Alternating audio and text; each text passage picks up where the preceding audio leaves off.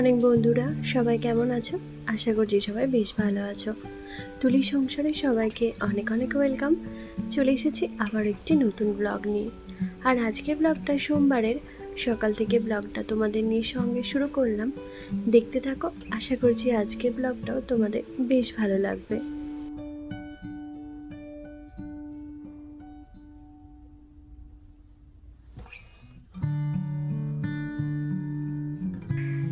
তো সকালে ইন্দু স্কুল চলে গেছে আর আমি এদিকে আমার কাজে লেগে পড়েছি।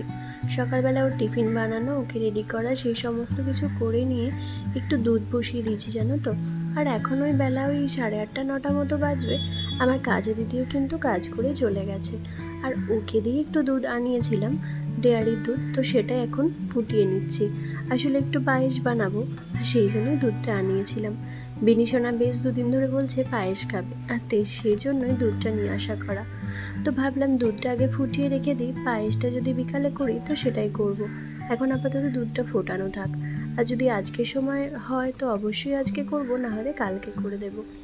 তো তারপর চলে এসেছি বিছানাটা পরিষ্কার করতে। আর এই বেড কভারটা না কালকে সন্ধেবেলায় পাতা হয়েছিল জানো তো। এটা তোমরা আগের দিনেও দেখে থাকবে যে বেড কভারটা আমি পাতার চেষ্টা করছিলাম, কিন্তু এটা যেহেতু এলাস্টিক দেওয়া তো সেই জন্য না পাততে পারছিলাম না, ভীষণ টাইট লাগছিল। তো কালকে তোমাদের দাদা আমাকে হেল্প করেছে, তাই আমি কিন্তু এটা পেতেও নিয়েছি। আর এটা না খুব সুন্দর একটা বেড কভার। আর এটা আমি ফ্লিপকার্ট থেকে অর্ডার করেছিলাম। তো যতটা সুন্দর ফ্লিপকার্টে দেখেছিলাম ততটা সুন্দর হয়নি। আসলে রঙটা আরেকটু হালকা ছিল, আর এটা একটু ডিপ রঙ চলে এসেছে। তাহলেও কিন্তু হলুদ রঙের যে কোনো বেড কভার আমার বেশ ভালো লাগে। আর হলুদের ওপর নীলের কাজ, সেটা তো আরও সুন্দর লাগে। যাই হোক, আমি এখানে বিছানা পরিষ্কার করছি, আর এরই মাঝখানে আমার বিনিশন আমাকে হেল্প করার জন্য চলে এসেছে। আর এই সাদা বালিশের কভারটা দেখো একটু ছিঁড়ে গেছে, ওটা ভাবছি দুপুরের দিকে বসে সেলাই করে নেব। আসলে ওগুলো নতুনই কেনা, কিন্তু কেন জানি না কি করে ছিঁড়ে গেছে। আর যাই হোক, এখন বিনিশনা আমাকে হেল্প করছে আমার বালিশ টালিশ গুছিয়ে দেওয়ার জন্য। আসলে যখনই আমি বিছানা পরিষ্কার করি তখনই ও আমাকে একটু করে হেল্প করে, এই বালিশ টালিশ এই সমস্ত কিছু গুছিয়ে দেয়। আর বিছানাটা আরও একবার সুন্দর করে ঝেড়ে নিলাম। আসলে টান টান বিছানা না হলে আমার কিন্তু একদমই দেখতে ভালো লাগে না। যদি এত সুন্দর করে বিছানা গুছিয়ে রাখি, কিন্তু সেটা কিছুক্ষণের জন্যই থাকে। আর তারপর আবারও আমার মেয়ে উঠে সেই বিছানার কিন্তু দফা রফা করে দেয়। তো বারে বারেই গোছাতে হয়। তোমাদেরকে আগেও অনেকবার এই কথাটা বলেছি। আসলে যাদের বাড়িতে ছোট বাচ্চা থাকে তাদের কিন্তু এরকম করেই যেতে হয়। যাই হোক, ওই ঘরের বিছানাটা তুলে নিয়ে চলে এসেছি এই ঘরটা পরিষ্কার করতে। আর নিচে বালিশটা রেখেছিলাম, সেটা আমাকে বিনিশোনা তুলে দিয়েছে, সঙ্গে ঝাঁটাটাও। দেখেছো কত কাজ করে আমার ছোট্ট সোনাটা। তো কালকে যেহেতু রবিবার ছিল, তো সেই জন্য বিছানাটার হাল দেখো। এখানে পড়া গান করা, পড়া, শোয়া সব কিছুটাই করেছে, পড়তে বসে আর কি। তো সেই জন্যই বিছানাটা কিন্তু একটু নোংরাই হয়ে গেছে। তাই আমি বিছানাটা সুন্দরভাবে পরিষ্কার করে নেব। আর ওই যে কাগজ টাগজ কুচিয়ে সমস্ত কিছুই তো ফেলে, তো সেই জন্য একটু ভালো করে চেপে চেপে ঝাড় দিতে হবে, যাতে কাগজগুলো সুন্দর চলে যায়। আর এখানে বালিশের কভারগুলোও দেখো একদম খুলে দিয়েছে জানো। এই রকমই দুষ্টুমি করে ওরা দুজনে মিলে, যখন দুজনে একসঙ্গে থাকে তখন এরকমই করে। তো কী আর করার। আর এই বালিশটার কভারটা কাঁচা হয়েছিল, তো সেটা শুকায়নি বলে আমি পরাতে পারিনি। তো আজকে যখন দেখলাম শুকিয়ে গেছে, তো সেটা পরিয়ে নিলাম। আসলে প্রত্যেক দিনই তো একটু করে বৃষ্টি নামছে দুপুরের দিক হলেই, তো সেই জন্যেই জিনিসপত্র কিন্তু শুকোতে একটু দেরি হচ্ছে। ওই একদিনে কাঁচা হচ্ছে, তার পরের দিনে জিনিসগুলো শুকাচ্ছে। আর যেহেতু আমার কাজের দিদি ওই মোটামুটি 10টা 10:30টার নিচে আসে না, 10:30টার আগেও মোটেও ঢুকবে না, তো সেই জন্য কাচাকুচি করতে একটু দেরি হয়ে যায়। আর তারপর একটু শুকাতেও কিন্তু দেরি হয়। রোদ থাকলে বেশ শুকিয়ে যায়, কিন্তু রোদ না থাকলে মুশকিল হয়ে পড়ে। যাই হোক, এই ঘরের বিছানাটাও কিন্তু সুন্দরভাবে পরিষ্কার করা হয়ে গেছে। আর কম্পিউটার টেবিলটাও একটু পরিষ্কার করে নেব, তাহলে কিন্তু মোটামুটি হয়ে যাবে। আর তারপর যেটুকু রান্নাবান্না সেগুলো করে নেব।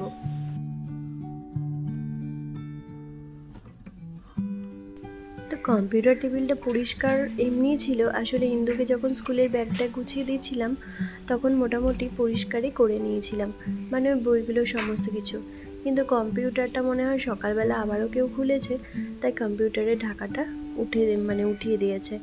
আর এখানে ওই যে ইন্দু ড্রেসটা আয়রন করেছিলাম, সেটাই আয়রনটা নিজের জায়গা মতো রেখে দিলাম। মানে সমস্ত কিছু জিনিসই নিজের জায়গা মতো না রাখলে ঠিক এখানে ওখানে পড়ে থাকে, তো খুব বিরক্ত লাগে। যাই হোক, এখানে সমস্ত কিছু বই টই গুছিয়ে রেখে দিচ্ছি। আর ওই যে সমস্ত খাতাগুলো স্কুলে নিয়ে গিয়েছিল, তারপর মানে ওই সেই খাতাগুলো এখানে গুছিয়ে দিলাম। আর পেন পেন্সিল যেটুকু যা পড়ে থাকে সবগুলি কিন্তু গুছিয়ে রেখে দেবো। আর তারপর আর একটা বিশাল বড় কাজ আছে, যে কাজটা আমাকে এখনই করে নিতে হবে।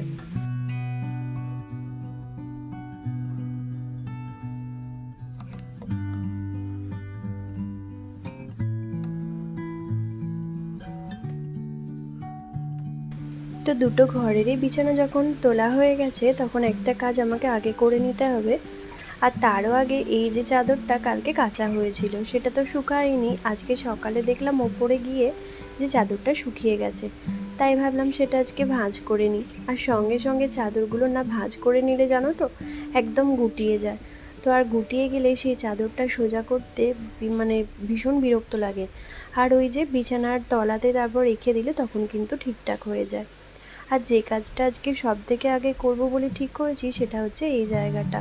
এই জায়গাটা আমার বিনি সোনার জামা থাকে, তো এত ওলঢাল হয়ে যায় কি বলবো। সব সময় যখন জামা টামা নেয় তখনই দেখি এখানটা অগোছালো হয়ে যায়। তো সব সময় ঠিক করি, এবার তারপরও কিন্তু অগোছালো হয়ে যায়। আর সেটাই ভাবলাম সকালবেলা আজকে একদম অগোছালো হয়ে আছে, সেইটাকে ঠিক করে নিই। আর ওই দিকে দেখো আমার বিনিশোনা কি করছে, নিজেই নিজের প্যান্টটা কি সুন্দর ভাঁজ করে রাখছে। সত্যি এইটুকু বাচ্চার কাজ দেখলেও মনটা মানে এত ভালো লাগে যে কি বলবো।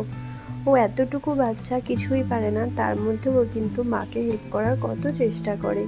একদম ইন্দুর থেকে এই জিনিসগুলো শেখা, জানো তো। ইন্দু তো খুবই ছোট, কিন্তু তার সত্ত্বেও কিন্তু ও আমাকে অনেক রকমভাবে কাজে সাহায্য করে। এই যেমন ধরো জল ভরে দেওয়া বা গাছে জল দিয়ে দেওয়া মাঝে মধ্যে করে দেয়। তো তারপর ফ্রিজে বোতল টোতল একটু ঢুকিয়ে দিতে বলি, সেগুলো ঢুকিয়ে দেয়। তো সমস্ত কিছু কাজে কিন্তু একটু একটু করে হেল্প করে আমাকে। আর সেরকমই বিনিশোনাও ওর দেখে দেখে শিখে গেছে। আর এই জায়গাটায় ইন্দুর জামা থাকে, তো সেটাও দেখো কেমন অগোছালো হয়ে গেছে। আসলে বারে বারেই সুন্দরভাবে গুছিয়ে রাখি, জানো তো। মানে প্রত্যেক সপ্তাহেতে বলতে পারো আমি এই জায়গাটা সুন্দরভাবে ক্লিন করে রাখি। কিন্তু তা সত্ত্বেও যে কী করে এই জায়গাটা এতটা অগোছালো হয়ে যায় ভাবতেই পারি না। আসলে কি, ছোট বাচ্চা তো তো তখনই জামা নেয়, তখনই ওই হুট করে একটা বার করে নিয়ে নিল, আর তারপরে সমস্ত কিছু উল্টে রেখে দিল। তো এইরকমই করে। সেই জন্য আমি আজকে ঠিক করেছি যে ওই একটা দিকে, আজকে বলে নয়, আমি সবসময় ওরকমভাবেই করে রাখি। একটা দিকে জামা রাখি, একটা দিকে গেঞ্জি রাখি, একটা দিকে ওই মানে প্যান্ট রাখি, ফুল প্যান্ট বলো, যেগুলো বারমুডা আছে, তারপর যেগুলো একদম জাঙিয়ে আছে, সেই সমস্ত জিনিস কিন্তু আলাদা আলাদাভাবে রাখি। তা সত্ত্বেও কিন্তু অগোছালো হয়ে যায়। তো এই যে সুন্দরভাবে গোছানো হয়ে গেছে, আর জায়গা মতো এগুলোকে রেখেও দিয়েছি। যেখানে থাকে সেটা তো তোমরা জানোই, সেই জায়গাতে কিন্তু গুছিয়ে রেখে দিয়েছি। আর তারপর চলে এসেছি রান্নাঘরে, সোজা রান্নার জন্য। আর আজকে রান্নাঘরে আসতে না একটু দেরি হয়ে গেল, জানো তো। মানে সমস্ত কিছু গোছাতে গিয়ে তারপর একটু দেরি হয়ে গেল। আর এরই মাঝে মাঝে ওই যে ওপরে যে জামা কাপড়গুলো শুকাচ্ছিল, সেগুলো কিন্তু সব নিয়ে এসে ভাঁজ করে নিয়েছি। সেটা আবার অফ ক্যামেরায় করেছি, তাই দেখানো হয়ে ওঠেনি। তার মাঝখানে আমিও খাবার খেয়ে নিয়েছি, আর আমার বিনিশোনাকেও কিন্তু খাবার খাওয়ানো হয়ে গেছে। তো তারপর একটুখানি কুমড়োর তরকারি করছিলাম, ভাবলাম একটু পুঁই কুমড়ো করবো, তো সেই জন্য। কিন্তু তারপর দেখলাম পুঁই শাক ছিল না, তাই ওটা আর করা হয়ে ওঠেনি। ওই শুধু কুমড়োর তরকারিটা একটুখানি করে রেখেছিলাম।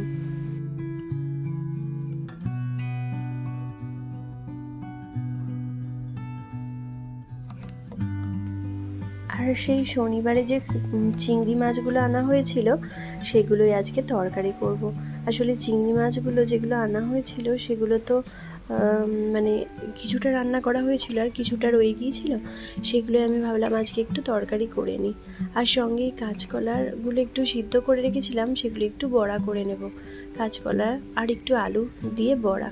আর সঙ্গে এই কাঁচকলাগুলোতে একটুখানি মানে যখন শেষে মাখার সময় একটুখানি বেসন দিয়ে দেবো, তাহলে কিন্তু বড়াটা বেশ ভালো হবে।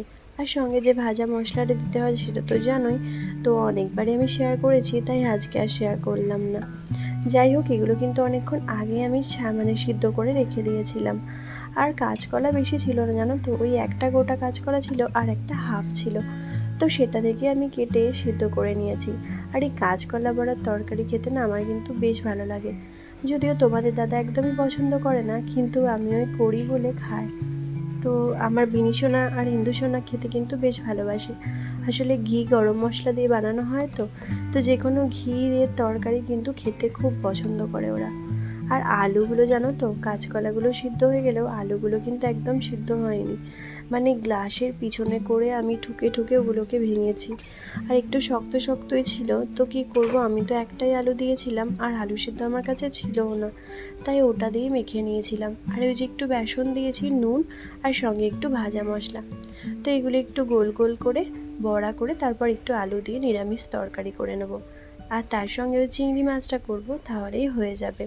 আর ওই যে কুমড়োর তরকারিটা, ওটা তো করে রাখলাম, ওটা দিয়েও একটুখানি মানে ভাত খাওয়া হবে না, ওটা বিকালের দিকে যদি মুড়ি টুড়ি খাওয়া হয় তখন খাওয়া হয়ে যাবে।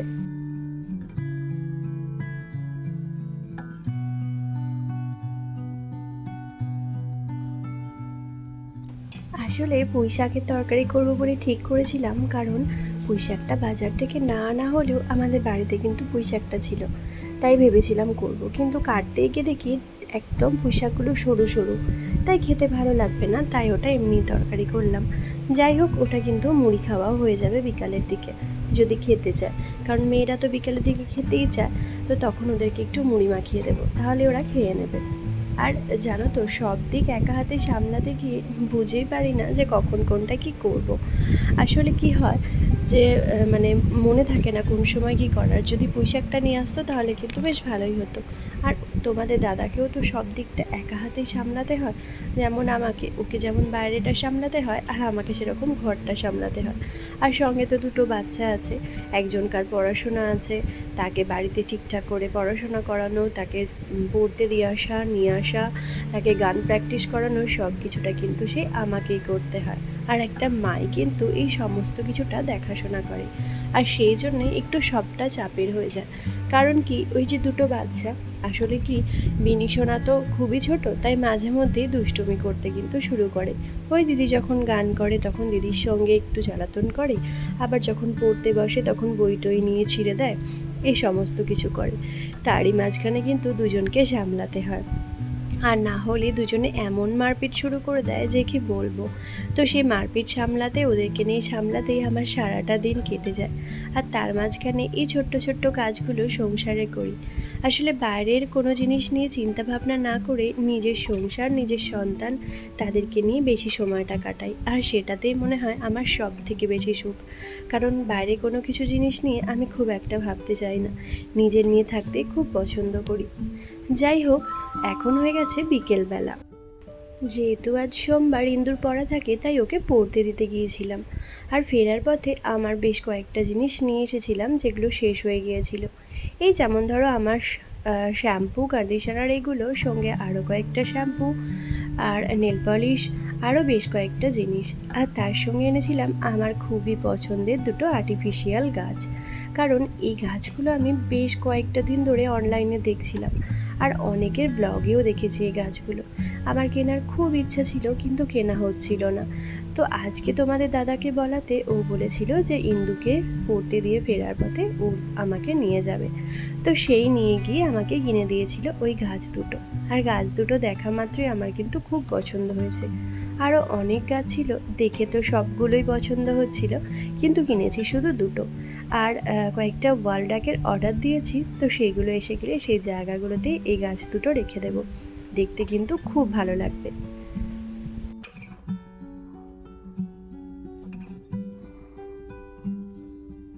তো চলো বন্ধুরা, আজকের ব্লগটা এতটুকুই। কেমন লাগলো অবশ্যই জানিও একটা কমেন্টের মাধ্যমে। ভালো লাগলে একটা লাইক করো, আর আজকের এই জিনিসগুলো কেমন লাগলো অবশ্যই জানিও। তো চলো বন্ধুরা, টাটা, সবাই ভালো থেকো, সুস্থ থেকো, দেখা হবে আবার একটি নতুন ব্লগে।